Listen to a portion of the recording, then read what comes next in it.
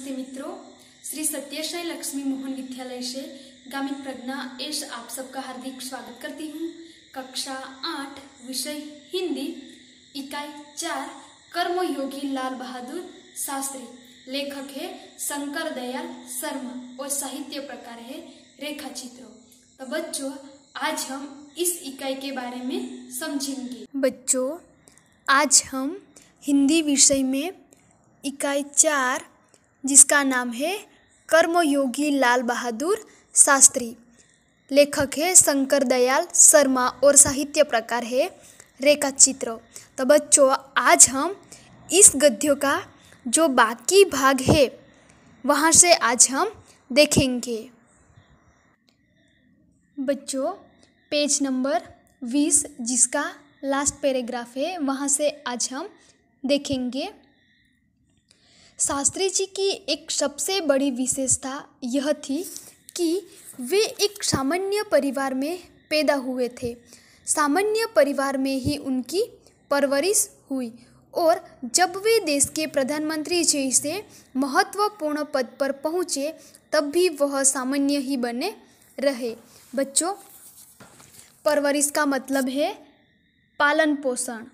तो शास्त्री जी की एक सबसे बड़ी विशेषता क्या थी? तो शास्त्री जी की सबसे बड़ी विशेषता यह थी कि लाल बहादुर शास्त्री एक सामान्य परिवार में पैदा हुए थे और सामान्य परिवार में ही उनकी परवरिश यानी कि पालन पोषण हुआ था। और जब वे देश के प्रधानमंत्री जैसे महत्वपूर्ण पद पर पहुँचे तब भी वह सामान्य ही बने रहे और ये उनकी एक सबसे बड़ी विशेषता है। विनम्रता, सादगी और सरलता उनके व्यक्तित्व में एक विशिष्ट प्रकार का आकर्षण पैदा करते थे। तो बच्चों, विनम्रता का मतलब है कि विनय।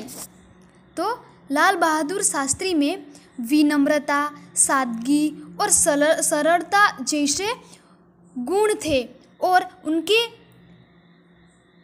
जीवन में वो एक विशिष्ट प्रकार का आकर्षण पैदा करते थे क्योंकि विनम्रता, सादगी और सरलता जैसे गुण उनके जीवन में थे। उस दृष्टि से शास्त्री जी का व्यक्तित्व बापू के अधिक करीब था। तो शास्त्री जी का व्यक्तित्व हमारे देश के महान पिता महात्मा गांधी जी, जिसे हम बापू भी कहते हैं, उनके अधिक करीब था क्योंकि गांधी जी हमारे देश के एक बहुत बड़े नेता थे और गांधी जी में भी विनम्रता, सादगी और सरलता जैसे गुण थे और उन गुणों ने उन्हें अधिक महान और लोकप्रिय बना दिया था। और गांधी जी के जो ये गुण थे वही गुण लाल बहादुर शास्त्री जी में भी थे और इसलिए शास्त्री जी का व्यक्तित्व बापू से अधिक करीब था। और कहना नहीं होगा कि बापू से प्रभावित होकर ही सन 1921 में उन्होंने अपनी पढ़ाई छोड़ी थी। तो लाल बहादुर शास्त्री जी ने गांधी बापू से प्रभावित होकर सन 1921 में उन्होंने अपनी पढ़ाई भी छोड़ दी थी।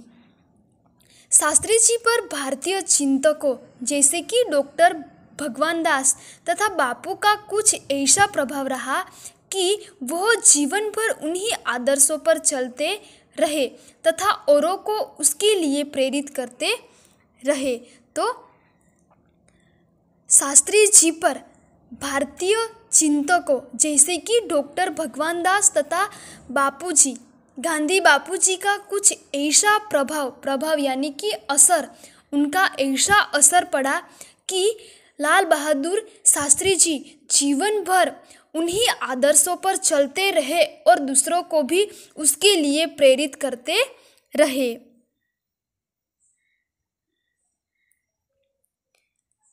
शास्त्री जी के संबंध में मुझे बाइबिल की वह उक्ति बिल्कुल सही जान पड़ती है कि विनम्र ही पृथ्वी के वारिस होंगे। क्या कहता है लेखक कि शास्त्री जी के संबंध में मुझे बाइबिल की बच्चों बाइबिल का मतलब है कि ईसाइयों की धर्म पुस्तक। तो लेखक क्या कहता है कि शास्त्री जी के संबंध में मुझे बाइबल की एक उक्ति बिल्कुल सही जान पड़ती है। वो उक्ति है कि विनम्र ही पृथ्वी के वारिस होंगे। बच्चों, वारिस का मतलब है रक्षक, उत्तराधिकारी। तो विनम्र ही पृथ्वी के वारिस होंगे, ऐसा लेखक को लगता है।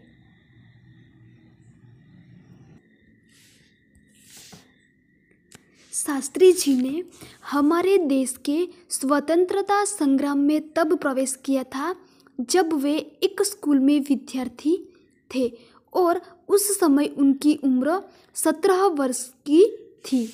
तो बच्चों, लाल बहादुर शास्त्री जी हमारे देश के स्वतंत्रता संग्राम में तब उन्होंने प्रवेश किया था जब लाल बहादुर शास्त्री स्कूल में एक विद्यार्थी थे और उस वक्त उनकी उम्र 17 वर्ष की थी। गांधी जी के आह्वान पर वे स्कूल छोड़कर बाहर आ गए थे और गांधी जी के आह्वान का मतलब है बच्चों ललकार, चुनौती। तो गांधी जी के बुलावे के बाद लाल बहादुर शास्त्री जी स्कूल छोड़कर बाहर आ गए थे। इसके बाद काशी विद्यापीठ में उन्होंने अपनी शिक्षा पूरी की और उनके बाद लाल बहादुर शास्त्री जी ने काशी विद्यापीठ में अपनी शिक्षा पूरी की थी। उनका मन हमेशा देश की आज़ादी और सामाजिक कार्यों की ओर लगा रहा। तो बच्चों, यहाँ पर लाल बहादुर शास्त्री जी को हमारे देश और हमारे देश की आज़ादी के लिए कितनी उत्सुकता थी कि वो हमेशा के लिए हमारे देश की आज़ादी और सामाजिक कार्यों की ओर ही लगा रहता था। परिणाम यह हुआ कि सन 1926 में वे लोक सेवा मंडल में शामिल हो गए और परिणाम स्वरूप लाल बहादुर शास्त्री जी सन 1926 में लोक सेवा मंडल में शामिल हो गए, जिसके वे जीवन भर सदस्य रहे। और लाल बहादुर शास्त्री जी लोक सेवा मंडल में शामिल होने के बाद वह जीवन भर लोक सेवा मंडल का सदस्य बनकर ही रहे। उसमें शामिल होने के बाद से शास्त्री जी ने गांधी जी के विचारों के अनुरूप अछूतोद्वार के काम में अपने आप को लगाया। बच्चों, अनुरूप का मतलब है अनुसार, योग्य। तो लाल बहादुर शास्त्री जी लोक सेवा मंडल में शामिल होने के बाद से गांधी जी के जो विचारों है उन विचारों के अनुरूप अछूतोद्वार के काम में भी अपने आप को लगाया। यहाँ से शास्त्री जी के जीवन का एक नया अध्याय प्रारंभ हो गया और यहाँ से यानी कि लोक सेवा मंडल में जुड़ने के बाद शास्त्री जी के जीवन का एक नया अध्याय यानी कि प्रकरण पाठ शुरू हो गया। सन 1930 में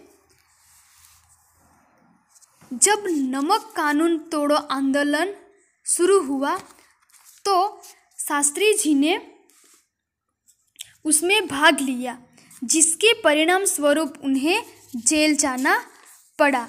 तो बच्चों, लाल बहादुर शास्त्री जी जब 1930 में नमक कानून तोड़ो आंदोलन, जो ब्रिटिश सरकार ने नमक पर कर लगाया था और इसके लिए नमक महंगा हो गया था और इसलिए गांधी जी ने उसका विरोध करने के लिए 1930 में नमक कानून तोड़ो आंदोलन की शुरुआत की थी और उनमें लाल बहादुर शास्त्री जी ने भी भाग लिया और उनके परिणाम स्वरूप उन्हें जेल भी जाना पड़ा। यहाँ से शास्त्री जी की जेल यात्रा की जो शुरुआत हुई तो वह सन 1942 के भारत छोड़ो आंदोलन तक निरंतर चलती रही और 1930 से जब लाल बहादुर शास्त्री जी नमक कानून तोड़ो आंदोलन में उन्होंने भाग लिया था और उनका परिणाम स्वरूप उन्हें जेल जाना पड़ा और वहाँ से लेकर 1942 तक, यानी कि 1942 में भारत छोड़ो आंदोलन हुआ था, वहाँ तक उनकी जेल जाना निरंतर चलता ही रहा। इन 12 वर्षों के दौरान वे 7 बार जेल गए। तो बच्चों, लाल बहादुर शास्त्री जी हमारे देश के लिए वो कितनी बार जेल गए? तो 12 वर्षों के दौरान वे 7 बार जेल गए। इसी से यह अंदाजा लगाया जा सकता है कि उनके अंदर देश की आज़ादी के लिए कितनी बड़ी ललक था।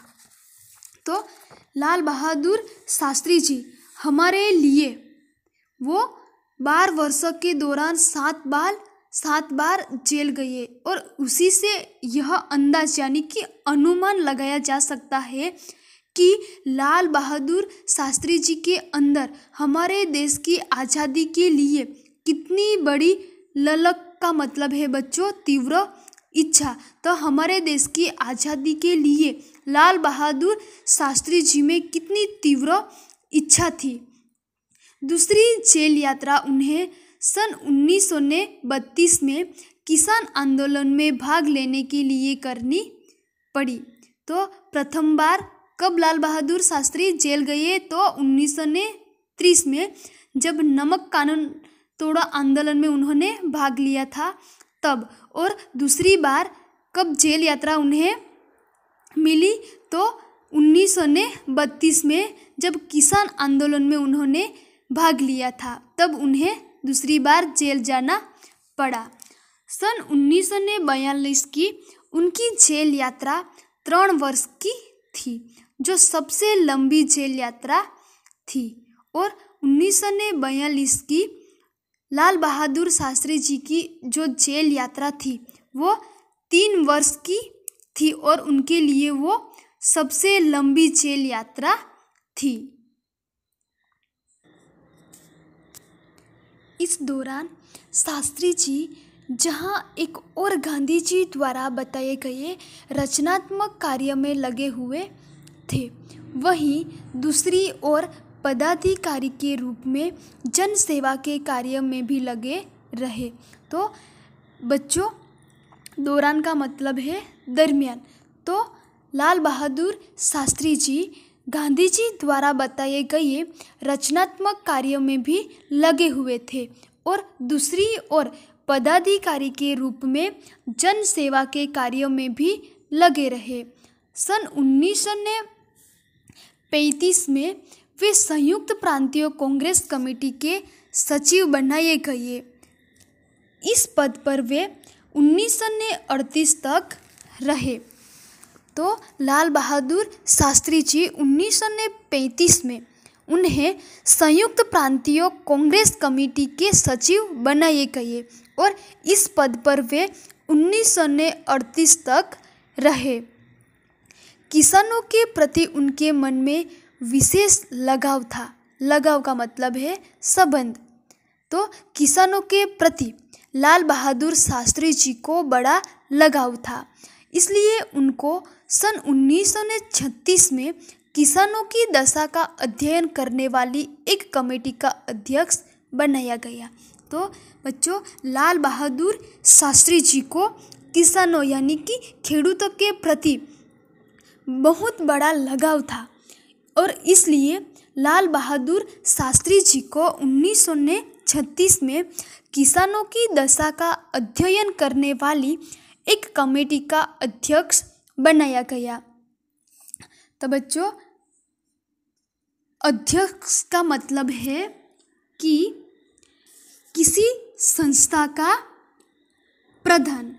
तो लाल बहादुर शास्त्री जी को किसानों की दशा का अध्ययन करने वाली एक कमेटी का अध्यक्ष बनाया गया। पूरी लगन के साथ काम करके उन्होंने अपनी रिपोर्ट प्रस्तुत की, जिसमें जमींदारी उन्मूलन पर विशेष जोर दिया।